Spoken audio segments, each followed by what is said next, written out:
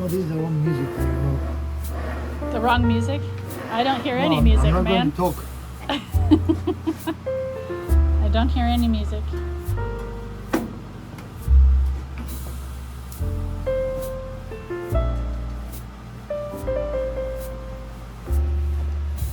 Again, there is no voice in this. Are you taking an action? Are you doing something? No, Are you saying don't do this? right.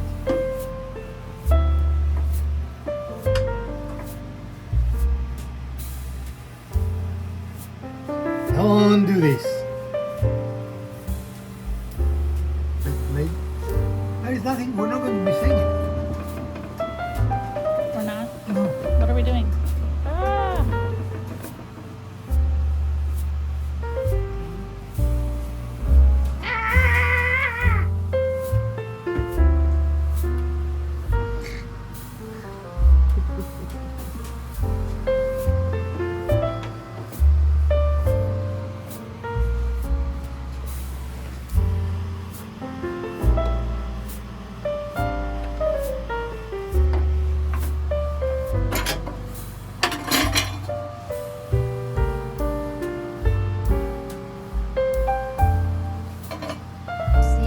How does that work again? Where's the power button? There is power? There is power. Electrical tools do need power, but I don't think we have power. Oh, you need to plug it in.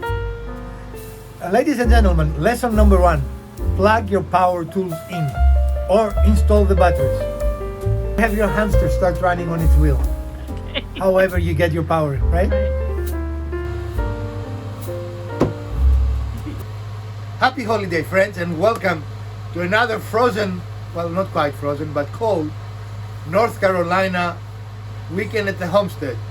It is Christmas weekend, Christmas Eve of 2023, and we were going to try to do a very useful and hopefully somewhat fun episode for you today.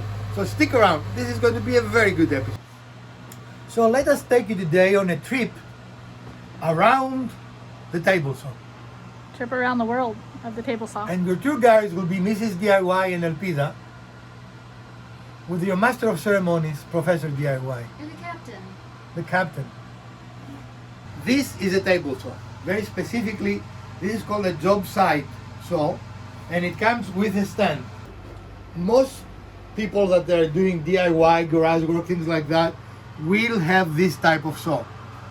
They range from about $300 to about $1,200 in price. This is a mid-range saw at about $600 if I remember correctly. Now there are bigger, better, fancier, sexier saws, right?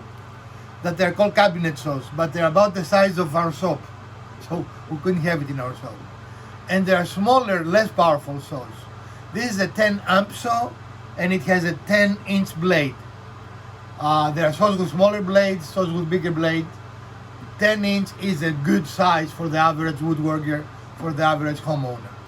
So the advantage of the saw on a stand is that it is easy to move around the saw, right? For example, let's say we weren't happy with where this saw was, I can simply pick it up and move it. It's portable. And for a small saw, that's a great advantage, right? That is It's necessary. necessary. So let's start with the parts of the saw. Let's start at the beginning. In the beginning there was a switch. And this specific saw, not every saw is designed this way. This specific saw has an on-off switch that is designed, you can see the switch is a normal switch. It is protected from sand because it has that plastic cover, so sawdust will not interfere with its operation. The green part is turning the switch on, and the red part, can you see the red part underneath? Yep. But in addition, for safety, this saw has this big part that you can kick stop it, right? If something is not making you happy. So you can take your knee, if your hands are otherwise engaged, and actually stop the saw. And of course, a couple of things you need to do before you turn the saw on is make sure there is nothing on the saw. Have your blade to the correct height. We're going to talk about that in a little bit. And make sure nothing is on the blade before you start it on, right? You never start the saw on. You never start the saw on. You never turn on the saw, or otherwise known as start the saw, if something is actually on the blade. So most saws have a mechanism to raise and lower the blade, and in our saw this is the mechanism, right? Yep. It's like a crank wheel. Now remember we said that it is a 10-inch saw blade, but in reality you only have half of it, and actually less than half. And here is your typical saw blade, and the reason why you don't have the 10 inches is because there is going to be a lock nut here, so you only have in essence from here to here. That's your cutting capacity, which is less than half. And that's important to understand when you plan, because people think we have 10-inch blade, we can cut a depth of 10 inches. That is not true. You cannot. So, and as you can see, and you cannot see because the blade is not up, these two blades are similar. So these two blades are similar because of the number of teeth that they have on them. And they're both, it even says it in the blade, it says fine finish. So these are very good blades when you use material like plywood or things that have on top veneers. However, they are not very good grip blades. We're going to show you an example of a good grip blade. You clearly see the difference in teeth count here, right? Yep. They're much wider apart. So this blade is much more likely to damage plywood, make a little bit of tear off or tear out. But it is much easier when you do rib cuts. It's much faster blade to cut through. The ones with a lot of teeth take longer to go the same distance. It's more, this one is more aggressive, meaning it makes bigger, deeper cuts at a high speed than the smaller ones that take out much smaller material from the cut at any given time. So this is a general blade. When you don't care if the edges get a little damage. This blade is more likely to damage your edges, where the other blades are not. Most saws also have the ability to tilt the blade. Right now our blade is at 90 degrees, and as you can see there is a scale there from a little past 0 to a little past 45, and it has a release mechanism. Again, in this saw, it releases the blade. Come on top, please.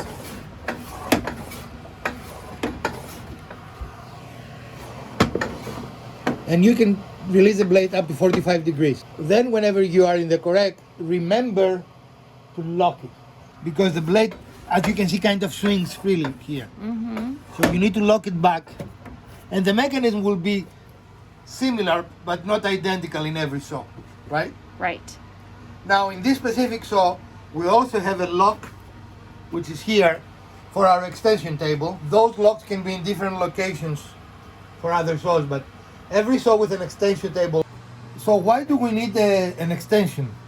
As you can see, the saw now is set in its original dimension, right?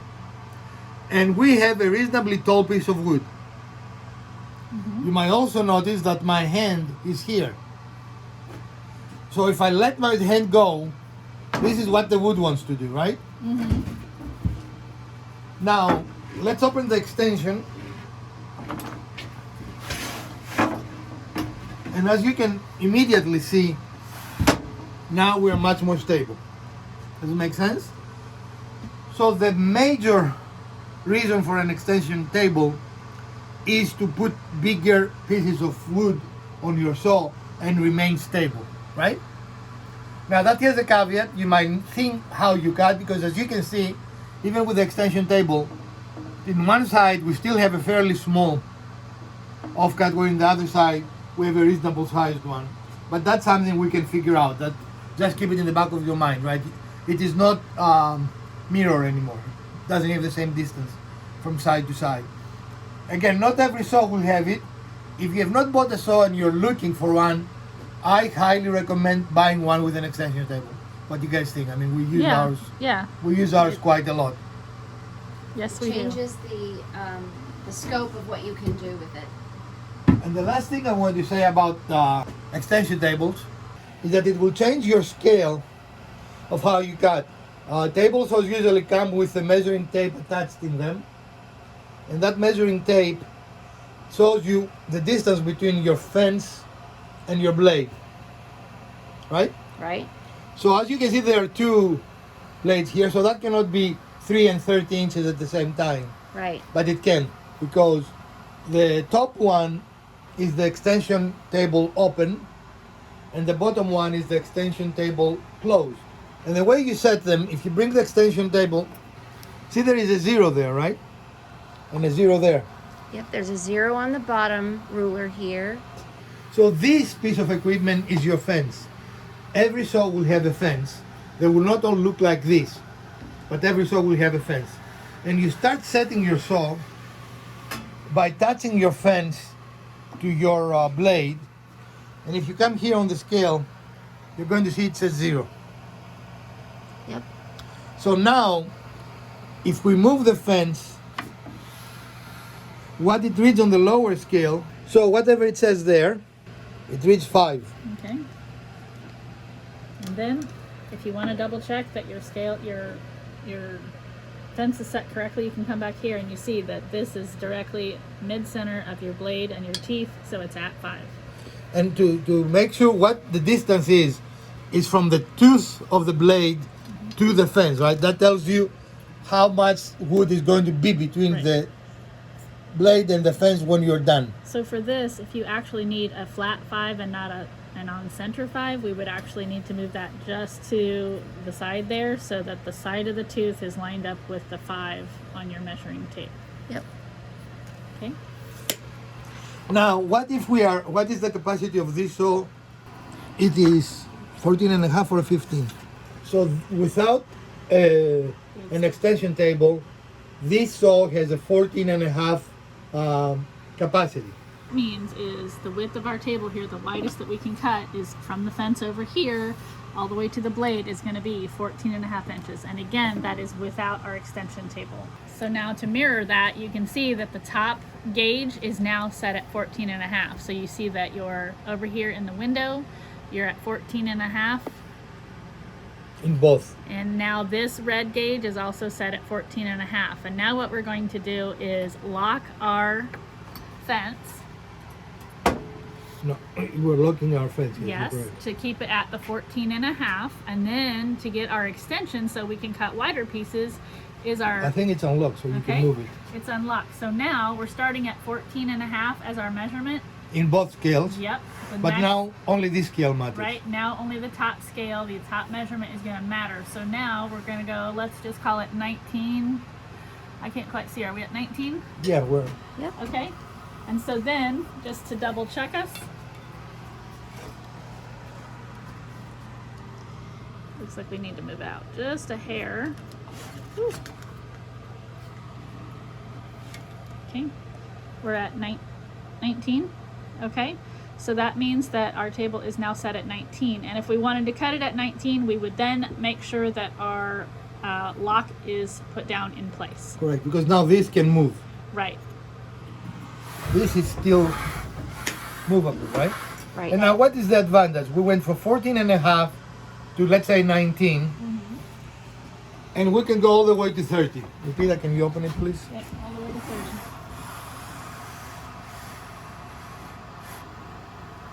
Is that 30? Yep. Okay. So this just about doubled our capacity, right? It's a very useful way to do Yeah. things. So now we've got this entire space that we can have a piece and cut a width at 30 inches. And this saw is very well designed because you can see the lip there. That is to prevent any smaller piece from the width of the table from falling through. Yep. If you didn't have that lip there, and our older saw didn't have a lip there, actually, and that was a And again, when you set the extension table, make sure when you have it to the correct width, you go back down here and make sure that you lock this so it will not move on you while you're making the cut. Now you can see it's very firmly in place. But Elpida, how do you know that? How do we know that? I don't know. We might have forgotten to set it once or twice. Right. So you learn, if you make mistakes, by the way, this is not a deadly mistake, right? This will not kill you. No. It will kill your wood though, right? Right. You probably have to recut it. So the next part we're going to talk about is the most dangerous part, which is the spinny thing. This is the spinny Yikes. thing. This Thi- is the this spinny is- thing. The spinny thing is also called a blade and can remove skin at very high rate. Or fingers, Or or fingers. limbs. It is what causes the three-fingered woodworker, or the four-fingered woodworker, Mm-hmm. or the no-fingered woodworker. You know, it's Right. This is Yeah. very dangerous when it's on. It moves at very, very high speeds and it's very sharp. Yeah. I cannot do. The blade can really transform your hand for something like this to something unpleasant like this. So behind the spinny thing is the pokey thing, and this Pokey. is called the riving knife. And then What is that for? that prevents your wood from binding against your blade. Which will cause a very unhappy event for you, which is called the kickback. Yep. Yep. And we'll go into more detail with that. Yep. I think it's like a separator. A You know, it separator. provides like a wedge between the two pieces that you've cut That. so they don't close together. Okay. And behind, around, and to either side of the spinny thing and the pokey thing is the flat thing. And this flat thing is called A plate, throat plate. plate. throat plate. And this helps to provide the flat surface around your blade, but it's also removable. And why is it removable? The main function for removability is so you can change blades, The spinny thing. the spinny thing. And there has a nut as well as a locking disc for that, and we'll go into that a little bit more later. The other functional part of the throat plate is that it doesn't allow for small pieces to get down into the body of the saw after you've cut them off. And to that point though, if you want very small pieces, you can replace this with what's called a zero clearance blade. I mean, not blade, plate, which prevent even the smallest of the pieces to get between the 'cause blade and the plate. There is still a gap. Right. And why is that not desirable? Well, because it can throw it back up at you right out of the hole. It can be very dangerous, absolutely. Yep. Okay, this is called a miter gauge, and as you can see, it does have a gauge here, and it will allow you to cut different angles. This particular one, you have to loosen this up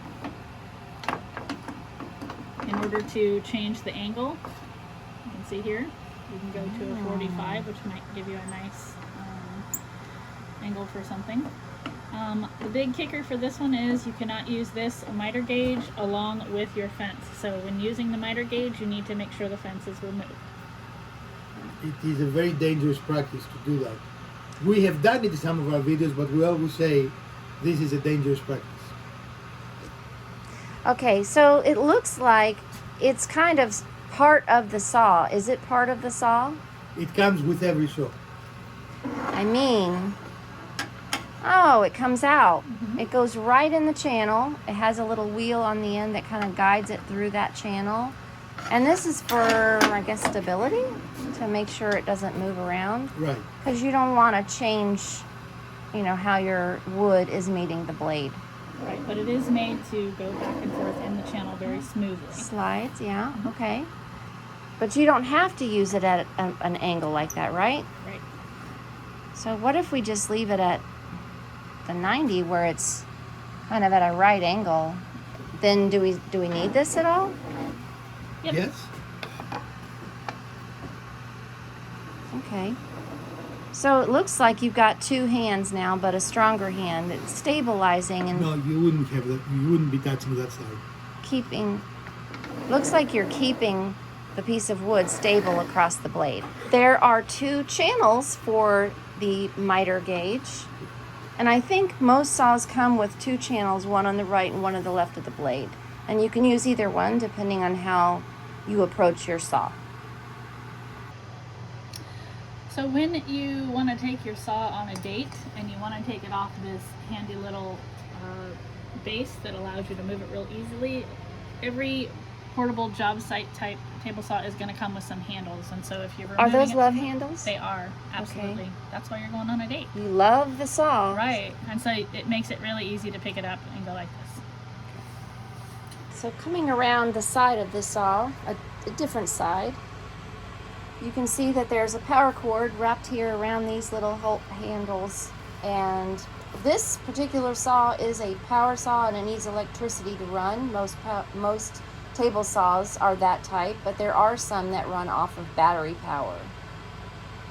And we know that this needs to be plugged in because when it's not plugged in, it doesn't work. It doesn't work. It's amazing how that works. You know, this pluggy thing has saved us a lot of times from, you know, not being able to finish a project.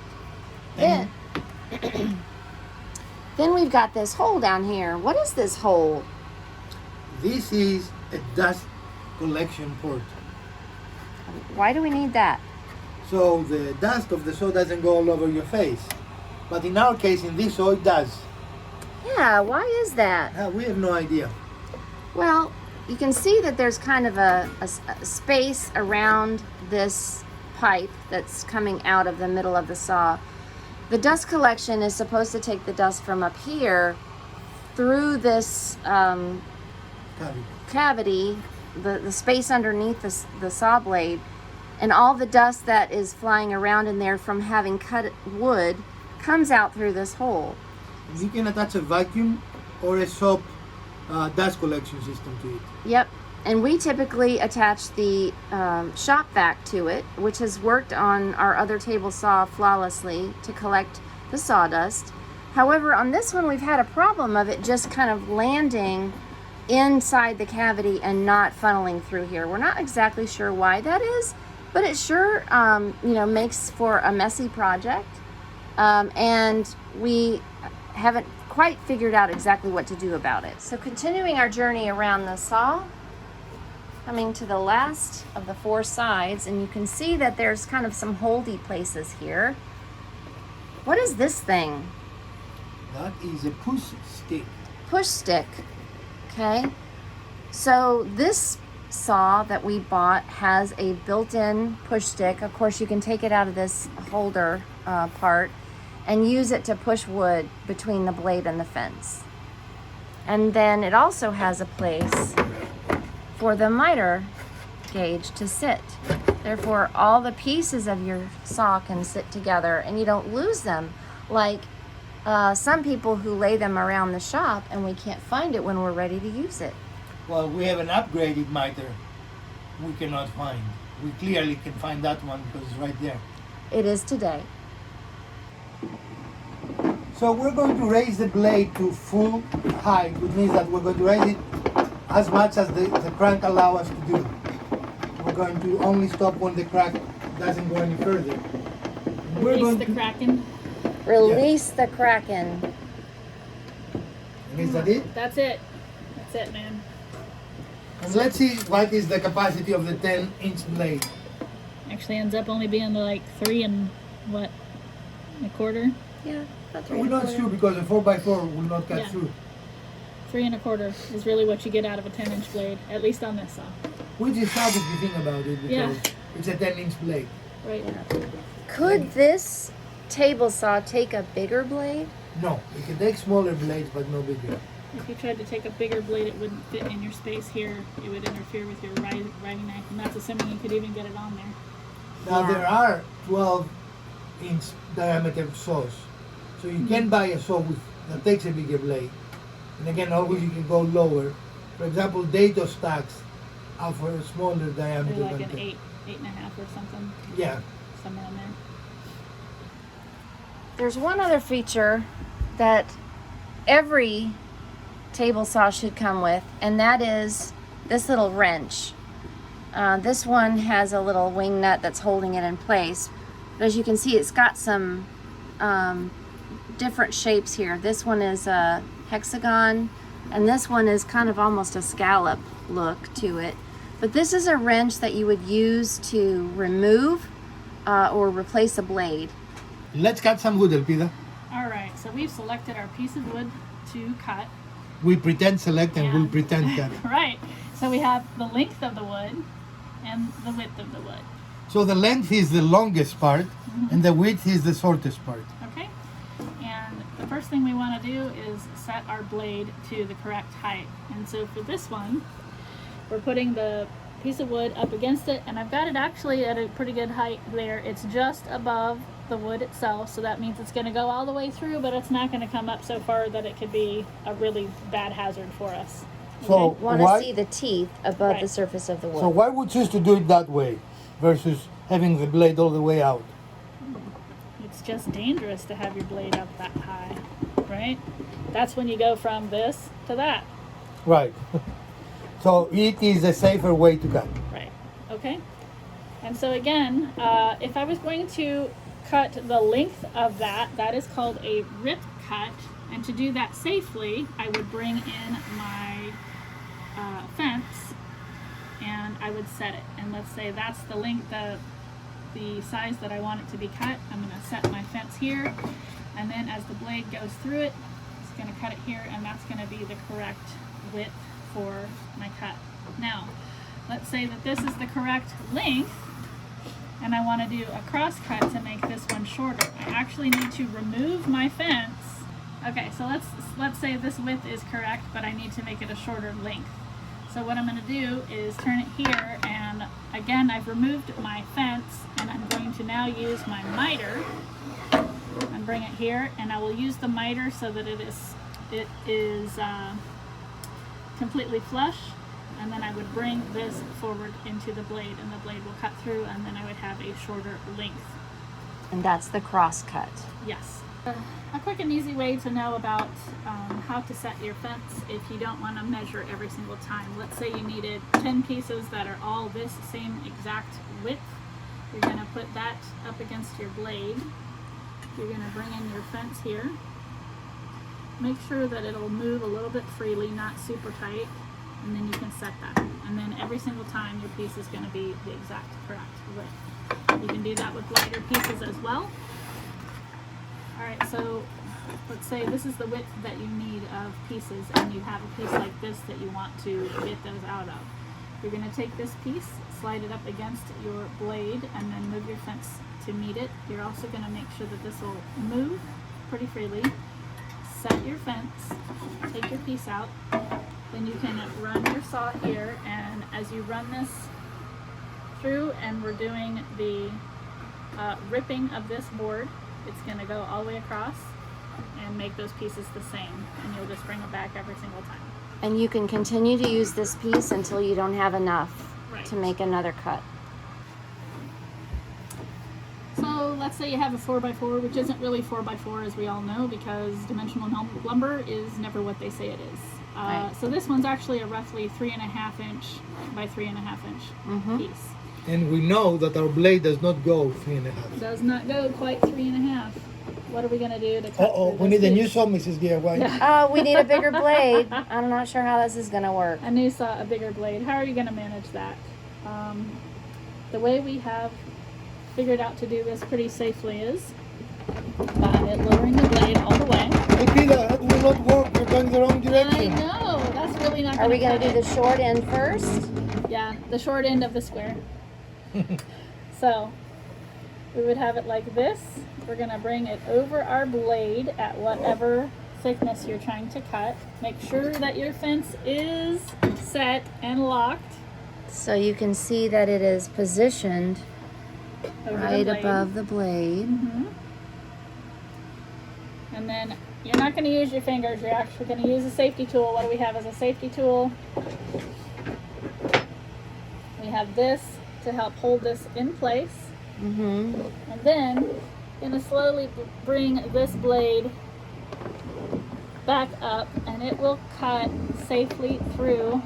Why is this not working? Because your blade is touching the wood that you press downwards on. It is not. Oh, okay. Anyway, as we come forward, it'll come up and cut through this piece. And again, this safety piece is going to protect you, even though we know that this is not going to go through. Not going to come all the way up into your Right. hand. And then when you've gone as far as that blade will go, you will turn off the saw, lower your blade again, and then you can flip it there. Make sure you stay on the same side. Right, so the side that's touching the fence will continue to touch the fence. You've just rotated it around. Right. And then you'll use that in place again, and then you'll bring the saw blade up to finish making that cut in the same exact spot.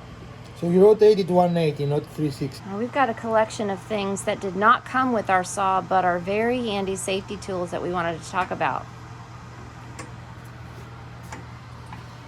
And so we've got a push stick, which is going to help us if, for instance, we wanted to take just a small amount off of the wood. Alright, so we have this style push stick, which is for using things that are going to be in very close proximity to your blade. As a, for instance, this thin piece that we want to make a little bit thinner, we're going to set the fence, and then as you can see, it has this little corner that locks it against your piece, and as you push it forward, it keeps your fingers free of anywhere near the blade but gets you beyond the blade. Okay. What about the other type? Got a couple of other things here. We've also got this one, For wider pieces. which is going to be for wider pieces. Got a lot of things going on here on our table.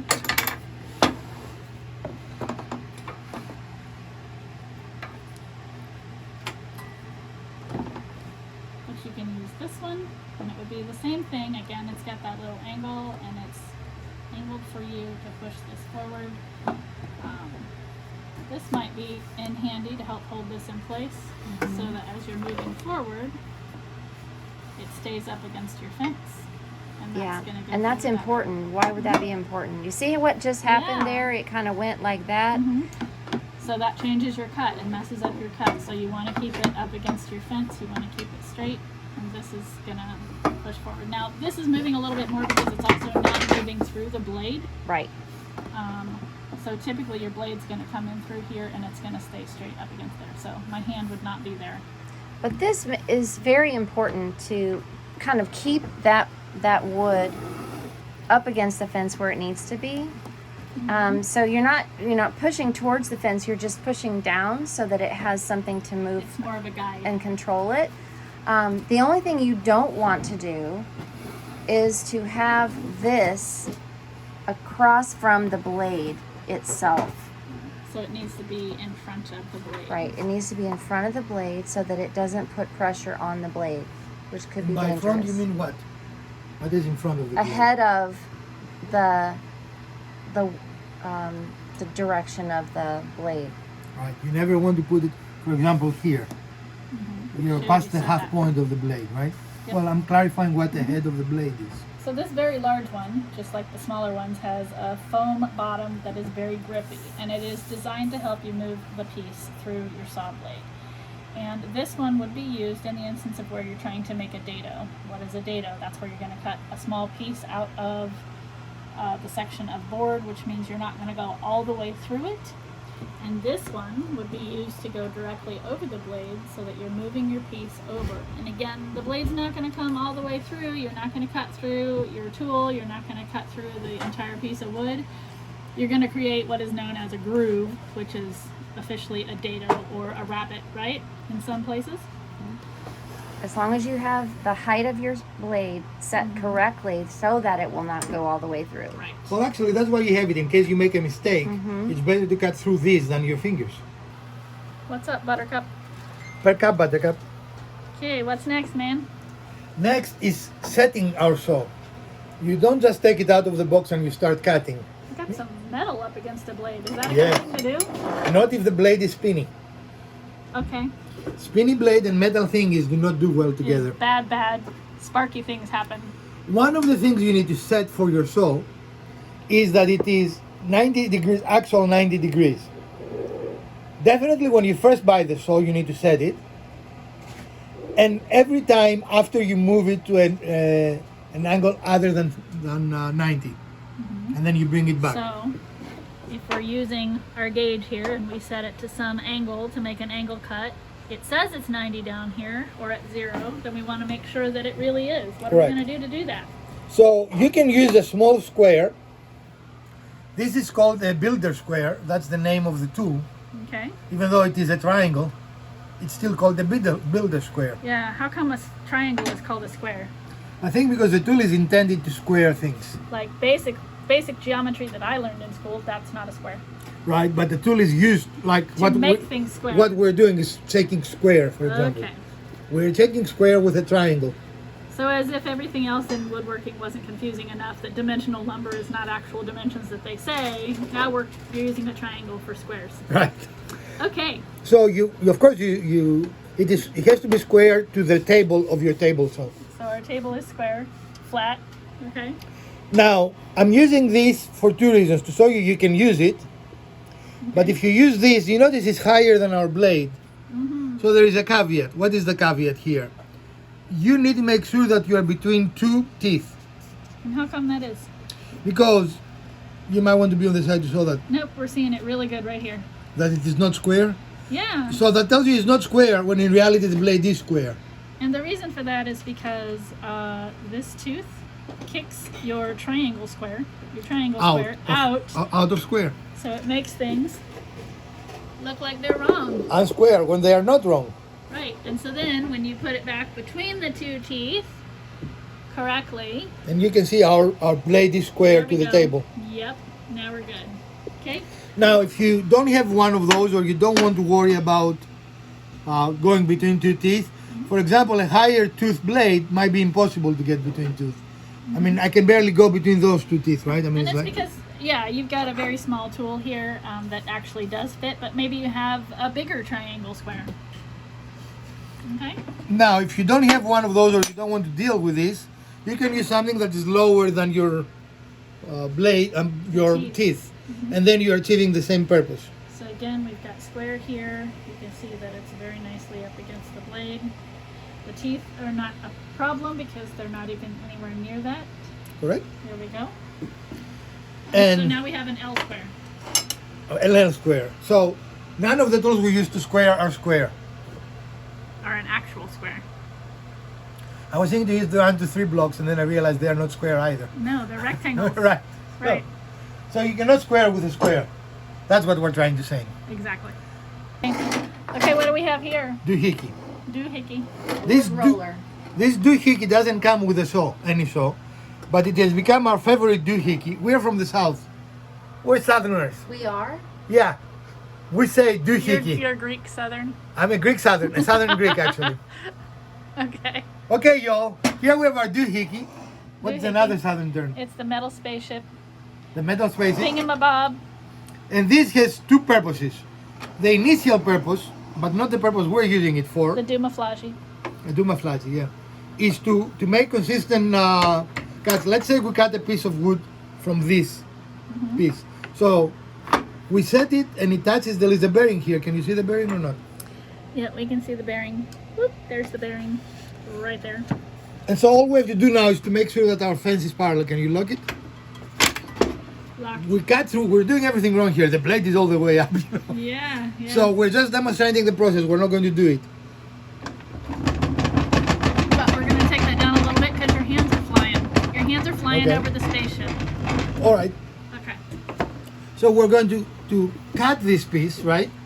And just by magic, we have our piece, right? Wow. We're But good. Mrs. DIY, we need more. How The can we same? have more of the same? Or the same of more? The exact same? Not the exact different, but more of it. So as you can see, we actually have the dimension. We don't know what the dimension is, but you see our roller there, right? Yep. So let's say we want to repeat it. The problem when you do that is you have to remeasure everything, right? A different piece of wood and lining the fence. But look how easy it is with this device now. And it can be there. So now we Lock lock and our load again. fence, we run it over, and it will be the exact dimension. You see that? Amazing. It is amazing. However, It's a magic spaceship. while this is the intended purpose of this device, that's what it was built for, we routinely use it for something totally different. And We that is do? to hold our piece flush to our fence if we do not have enough people to assist us. And if you're doing the work by yourself, Mrs. DIY earlier said you need to put pressure in front of the blade, right? So as long as you have this in front of the blade, this is doing a very good job of holding it to the fence. So the orange push safety item that we had here earlier, if you don't have another set of hands, Because you do need a hand Right. to hold it. the spaceship its will do it position. for you. And what is This so one locks. and what's so cool about this is that this has the bearing, so it is easy to push. Yep. And yes, again, this it will locks. lock. We haven't locked it, but this knobby thing here. So Another technical term. Demonstrate how it goes big and small. Big and small. There you go. Big and small. Big and small with the locky thing on the spaceship. Now, I'm figuring this out. Right here on camera. Yeah. I wonder if that's the correct dimension. 5.5. It almost looks correct. This is the almost channel. It almost kind of look correct. Almost, kind of, sort of? Yeah. Okay. Anyway, so this again does not come with the saw. Shameless plug here. I'm going to put it in my Amazon store if you want one for a post-Christmas purchase for all those gift cards you receive for Christmas. And presumably you're going to tell them what it's really called that's not the spaceship.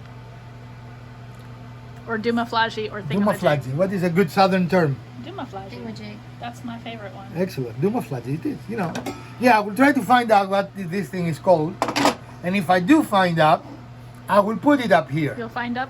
If I don't find out, I will make something up and put it up here. Okay. One of the scary things you're going to have to do if you have a table saw, and definitely will be scary the first time you do it, is replace the spinny thing. Now, why you might need to replace the spinny thing? There are a couple of reasons.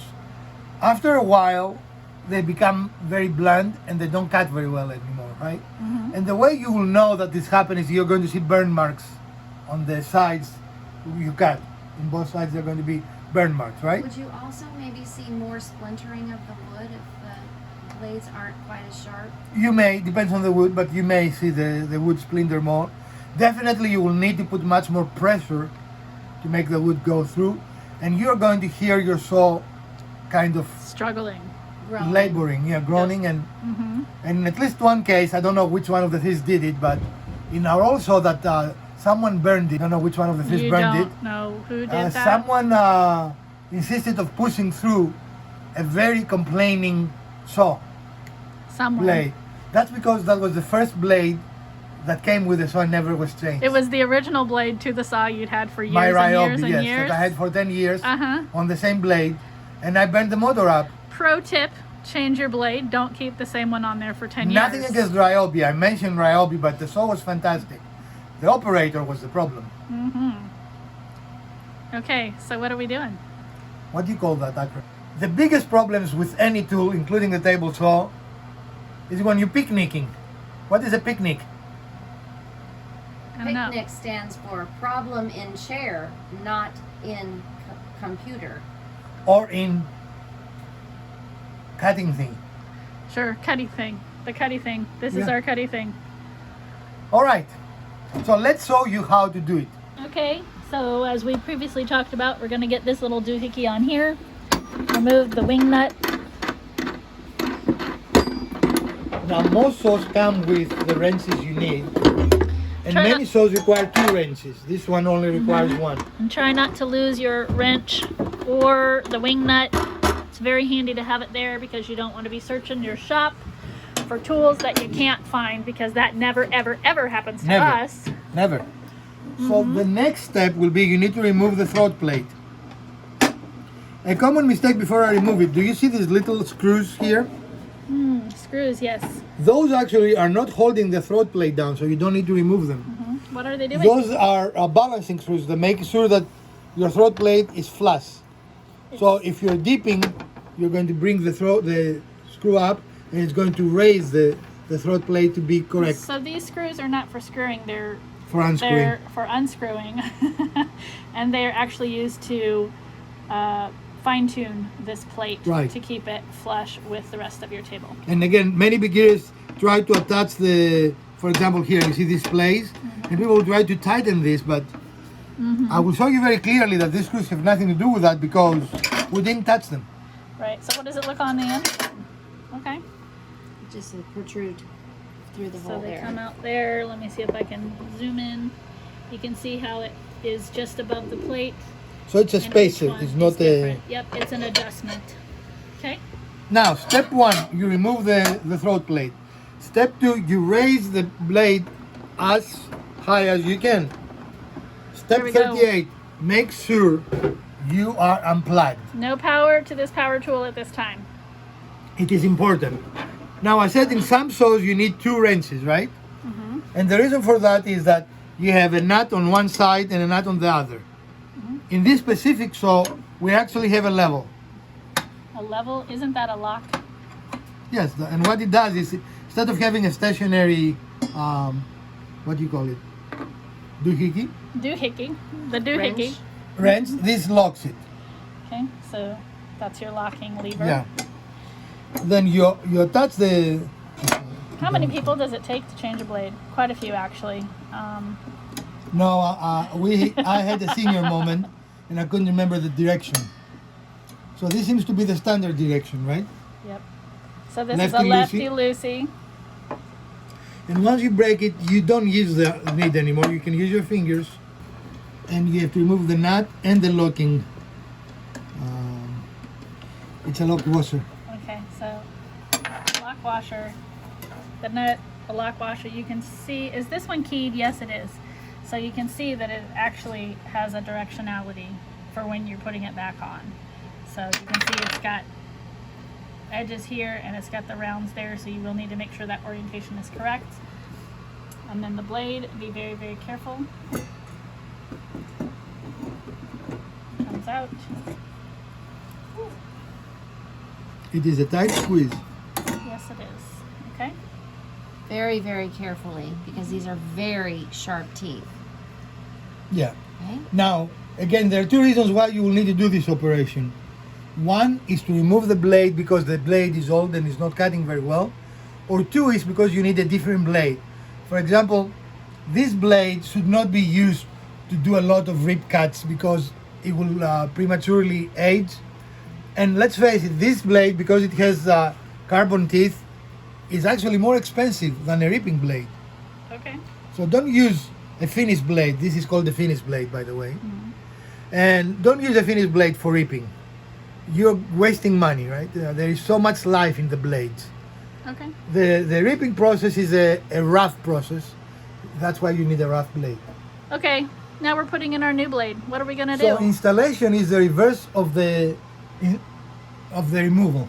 That's the reverse of the blade. How do we know which side goes which way? Okay, the blade should be facing, the teeth of the blade should be facing the operator, the front of the saw. So, point.